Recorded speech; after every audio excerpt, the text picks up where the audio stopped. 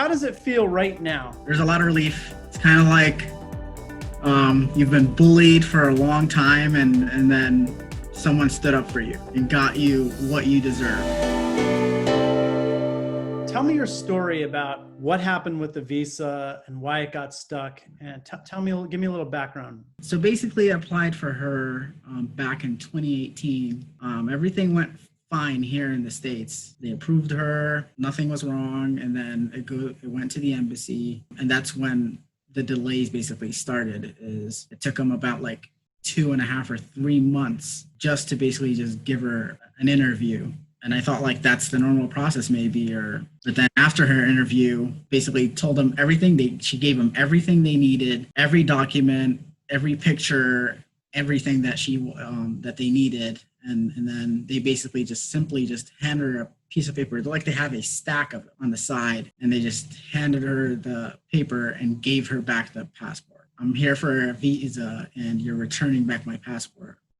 What does that mean? What are you guys needing? What's missing? What am I doing wrong? What was going through your head when you got the call from her and you found out that the visa wasn't approved? What were you thinking at that moment? At the time, I was actually with her. I was waiting outside. She went into the embassy at like 9 a.m., was basically locked in there, no communication. Basically, as soon as she was walking out the door and I saw her face, I was like, oh no, this isn't a good sign. And that's when I was like devastated, basically. Since it's the government, I was kind of scared, like, okay, I've did everything correctly. What do I do next? What were the steps that you took to try to get it fixed? So basically, I tried emailing them a lot of emailing to all of their different email addresses, but basically get the automated reply of, we'll look at your case or whatever, but they don't really do anything and there is no reply back. I tried contacting the senators here in the States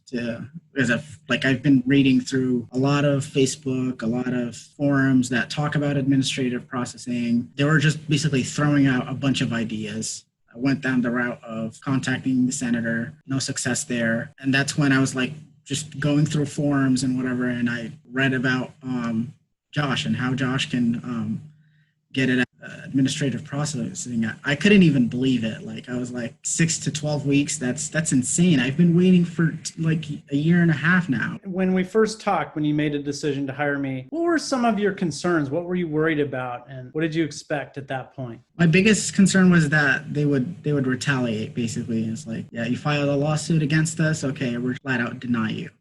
A lot of things kept on spinning through my head. Okay, like you get scared of there might be some hidden law out there that says, okay, if you're an applicant from Sudan or if you have some other weird rule that's not in there, they can just flat out deny me. And I've heard about people where they basically return your case back to USCIS, and it kind of scared me. But at that point, I reached a boiling point. My wife was thousands of miles away from me, and it made my relationship, I just went through hell, basically. What advice would you give to someone out there whose visa is stuck? They're thinking about doing the lawsuit, but they're worried that the government is going to retaliate if they file a lawsuit. What would you say to them? I say be confident. To me, this is the only way to get out of administrative. This is the only way. And like, even if you just send them an email through a lawyer or through whatever, like, I mean, unless you're the head of Department of State, no one's going to do anything except for a lawsuit. And it's really sad that they make you reach that point. It's just wasting our time and their time as well in order to get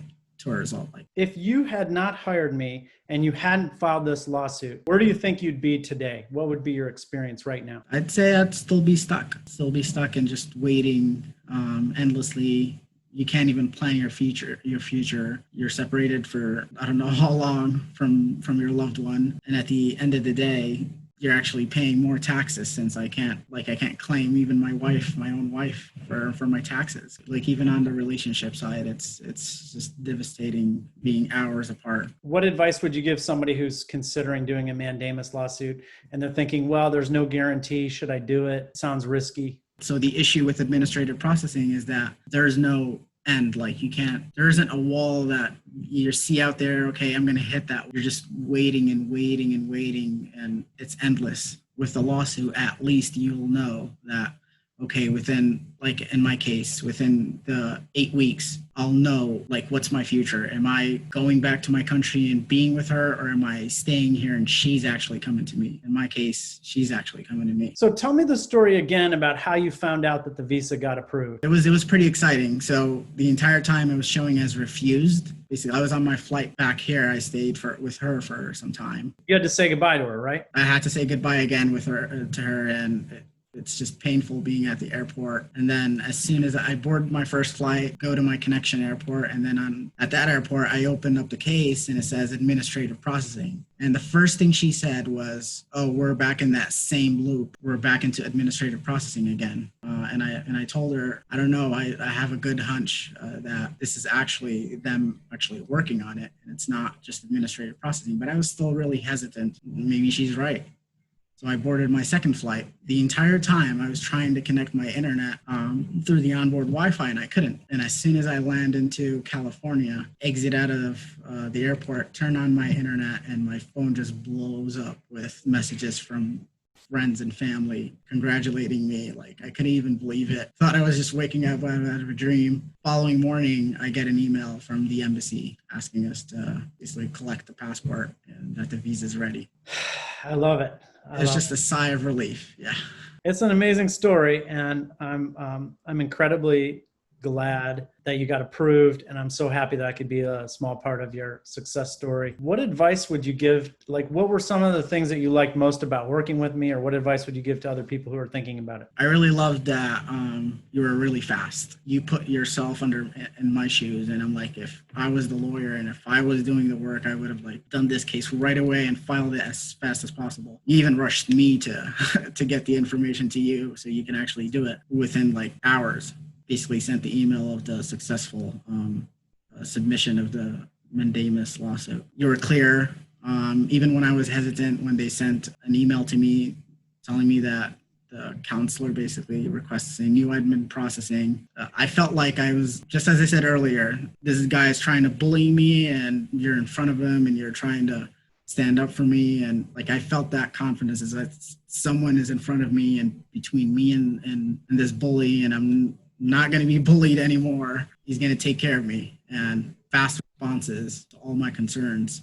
That's what I really, really love. So tell me what's next for you. When's she coming? What are your plans for the near future? Just after we collect the passport, we'll basically find a good flight plan. So it's going to be her first time flying a long haul flight. So reward her for all the suffering, find a good flight plan for her. I'm so happy for you and for your family. Again, it was a real privilege to be your lawyer and to help you with this.